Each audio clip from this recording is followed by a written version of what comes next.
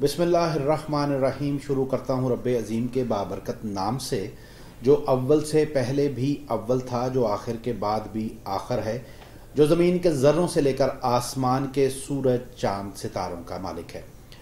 नाज़रीन, एक दफ़ा से फिर मुस्लिम लीग नवाज़ को लाहौर हाई कोर्ट की जानिब से एक बड़ा रिलीफ मिला है और मुस्लिम लीग नवाज़ के रहनुमा हनीफ अब्बासी को एफिडेंट केस में उनकी सज़ा जो है वो लाहौर हाई कोर्ट ने मुअत्तल कर दी है और उनके रिहाई के अहकामात भी जारी कर दिए हैं। दूसरी जो अहम पेशरफ्त आज लाहौर हाई कोर्ट में देखने में आई वो ये थी कि सानेहा मॉडल टाउन में बनाई गई JIT को काम से रोकने के लिए फाजल अदालत की जानिब से जो हुक्म दिया गया था कि उसे काम से रोक दिया जाए, उस पर अटॉर्नी जनरल पंजाब की जानिब से जब ये आर्गूमेंट किया गया कि उन्हें सुने बगैर कैसे लाहौर हाई कोर्ट जो है वो मुकम्मल तौर पे JIT को बंद कर सकती है, तो उस पर तौहीन अदालत का नोटिस जारी किया गया था। उसके बाद फाजल अदालत की जानिब से और आज वज़ीर आला पंजाब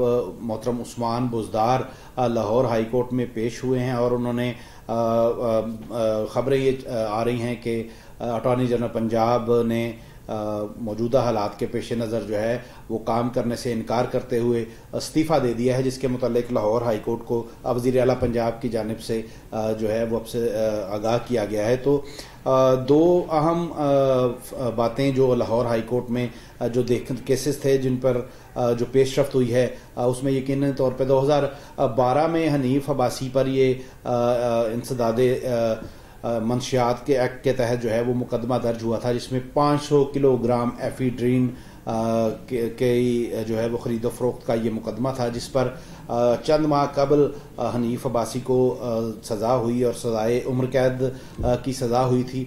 लेकिन हस्बे साबिक अशराफिया के जो मुकदमात हैं उन पर अदालतों की जानिब से उन्हें रिलीफ मिलने का सिलसिला एक दफ़ा से फिर जारी है। छोटे छोटे मुकदमात में कैद जो मुल्ज़मान हैं उन पर जो है अदालतें सालों साल फैसले नहीं देती। तो सवाल ये है कि क्या ये जो मौजूदा निज़ाम है उसमें क्या तब्दीली की ज़रूरत है? क्या मौजूदा निज़ाम आवाम को रिलीफ देने में जो है वो कारगर साबित हो रहा है, या सिर्फ ये मौजूदा निज़ाम अशराफिया को जो है वो सपोर्ट करता है और उन्हीं की मदद करता है? कल पिछली वीडियो में भी मैंने तस्करा किया था कि अदालतों की जानिब से अबहाम शुदा फैसले आते हैं। मिसाल के तौर पे अब हनीफ अब्बासी साहब की जो फाजल अदालत की जानिब से सज़ा मुअत्तल की गई है, यकीनन इसे चैलेंज किया जाएगा, लेकिन तब तक सज़ा मुअत्तल है, हनीफ अब्बासी बाहर हैं और वो भी उनके मुतालिक भी ये बताया जा रहा है कि वो उनके वकील का ये कहना है कि पहले ही उनको दिल का अर्जा था और अब गुर्दों की तकलीफ भी हो चुकी है, तो जेल में रहने की वजह से गुर्दों की तकलीफ हुई है।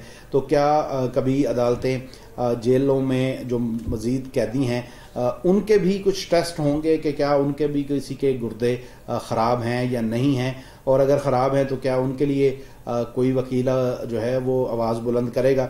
तो बात मैं ये करना चाहता हूँ कि सानेहा दो अहम केसेस जिस पर लाहौर हाई कोर्ट में आज जो है वो पेशरफ्त हुई, जिसमें एक तो हनीफ अब्बासी का केस था। अगर ये केस गलत बनाया गया था जिस तरह से अदालत के रिमार्क सामने आए हैं, अगर ये केस गलत था तो क्यों उनके खिलाफ वो लोग जिन्होंने हनीफ अब्बासी के खिलाफ ये मुकदमा बनाया और उनका इतना लंबा चौड़ा जो है वो मीडिया ट्रायल हुआ, तो अदालतें ये चंद दिनों के केस क्या चंद दिनों में ये फैसले नहीं कर सकती? अगर चंद दिनों में ये फैसले हो सकते हैं तो क्यों इसके लिए इतना तवील इंतज़ार करवाया जाता है? तो जो आम तासुर उभरता है वो ये है कि इन केसों को तवील करने का मकसद सिर्फ यही होता है कि अशराफिया को रिलीफ दिया जाए।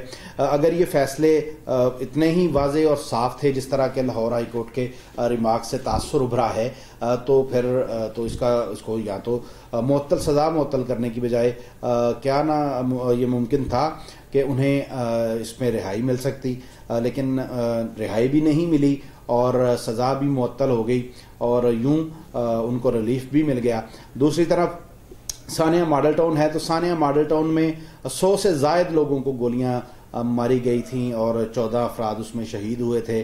حکومتی اس وقت کی حکومتی پارٹی ہو یا اپوزیشن کے لوگ ہوں, میڈیا ہو, تمام ہی متفق تھے کہ وہ اس وقت سانحہ ماڈل ٹاؤن کے اندر بڑا ظلم ہوا, اور یہ ظلم میڈیا کے سامنے ہوا. اگر ظلم ہوا تو عدالت نے جس طرح سے ایکٹیو رول پلے کرتے ہوئے JIT کو کام کرنے سے روکا, کیا اسی طرح ان ملزمان کو بھی سزا ہو سکتی ہے جو اس میں ملوث تھے؟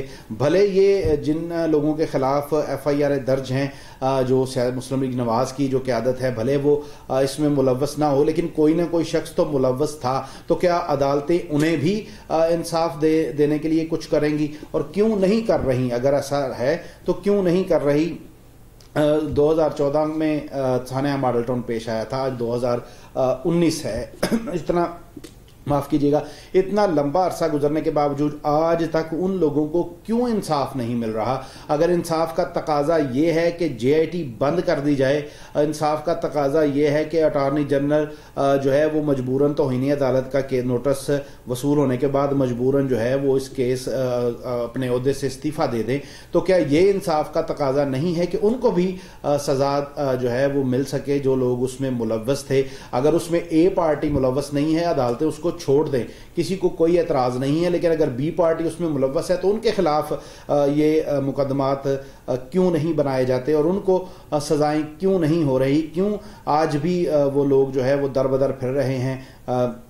حاملہ عورتوں کو منہ کے اندر گولیاں ماری گئیں, کسی قصے سے کیا یہ پوشیدہ ہے؟ اسی طرح سانحہ بلدیہ ٹاؤن ہے سانحہ کراچی میں, 262 لوگوں کو زندہ جلا دیا گیا. کیا دنیا کے کسی ملک میں ایسا ممکن تھا کہ سارے حقائق سارے شواہد موجود ہوں لیکن کیس جوں کا توں چل رہا ہے, اس پر کسی قسم کا کوئی جو ہے وہ رول پلے نہیں کیا جا رہا, نہ فاضل عدالت کی جانب سے نہ ہی اشرافیہ کی جانب سے؟ تو یہ جو آج کل اسلامی صدارتی نظام کی باتیں ہو رہی ہیں, کیا واقعی میں موجودہ نظام مکمل طور پہ ناکام ہو چکا ہے؟ اس ملک کو کسی نئے نظام کی ضرورت ہے.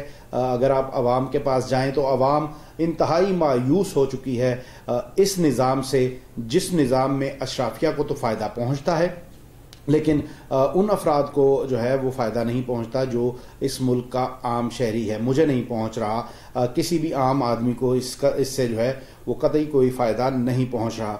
عدالتی نظام کے متعلق صرف اتنا بتا دوں کہ محترم فہیم پیپلز پارٹی کے ایک رہنما نام میں لیتے لیتے رک گیا ہوں, لینا نہیں چاہتا کیونکہ اب وہ اس دنیا میں نہیں ہیں.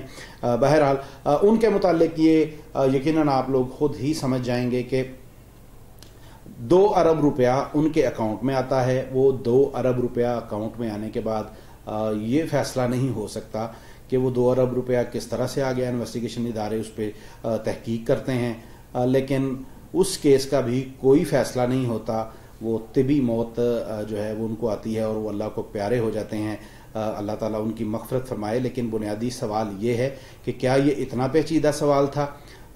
ایک SHO کے ذمہ لگایا جاتا, وہ ساری انویسٹیگیشن کر لیتا کہ کس نے پیسے ڈالے, کیوں ڈالے, کیا مرضی تھی متعلقہ جو رہنما تھے پیپلز پارٹی کے ان کی, کیا کسی شعبے میں جو ہے کمیشن کی مد میں وہ پیسے آئے تھے, کیا تھا؟ یا محترم اس جو مرحوم جو رہنما تھے کیا ان کے خلاف کوئی سازش تھی؟ تو یہ بڑا سمپل سا اور سادہ سا سوال تھا جس کو چند دنوں میں نپٹایا جا سکتا تھا, لیکن یہ موجودہ نظام نہیں نپٹا سکا. جب موجودہ نظام اس طرح کے فیصلے دیتا ہے جس میں ابہام ہو تو عوام کا جو ایک تاثر ہے وہ ابھرتا ہے کہ یہ موجودہ نظام صرف اشرافیہ کے لیے ہے. سوال یہ بھی اٹھتا ہے کہ کیا عدالتیں چھٹی کے دن اشرافیہ کے لیے تو موجود ہوتی ہیں, لیکن عام آدمی کے لیے کیوں ان کے دل میں درد نہیں اٹھتا, اور کیوں اس طرح کے ریمارکس نہیں دیے جاتے جس طرح کے اشرافیہ کے حق میں دیے جاتے ہیں فاضل عدالتوں کی جانب سے؟ تو انتہائی انکساری کے ساتھ لاہور ہائی کورٹ سے گزارش ہے کہ آپ یقیناً حنیف عباسی صاحب کو بھی ریلیف دیں, ان کو بھی رہا کر دیں, JIT کو بھی بند کر دیں, شریف فیملی کو بھی بالکل ریلیف دیں، ہمیں کوئی اعتراض نہیں ہے، قانون کے مطابق ضرور ریلیف دیں، لیکن ان لوگوں کے خلاف بھی پھر کارروائی کی جائے جن لوگوں نے ان کے خلاف جھوٹے مقدمات بنائے، تاکہ یہ جھوٹے مقدمات کا بنانے کا جو سلسلہ ہے یہ رک سکے۔ لیکن جب عوام شدہ فیصلے آتے ہیں تو عوام یہ تاثر بنانے میں حق بجانب ہے کہ یہ موجودہ نظام مکمل طور پر ناکام ہو چکا ہے اور یہ نظام صرف اور صرف اشرافیہ کے لیے ہے۔ اب تک کے لیے اتنا ہی۔ اپنی تنہائیوں، اپنی محفلوں اور اپنی دعاؤں میں ہم سب کو یاد رکھیے گا۔ اللہ حافظ۔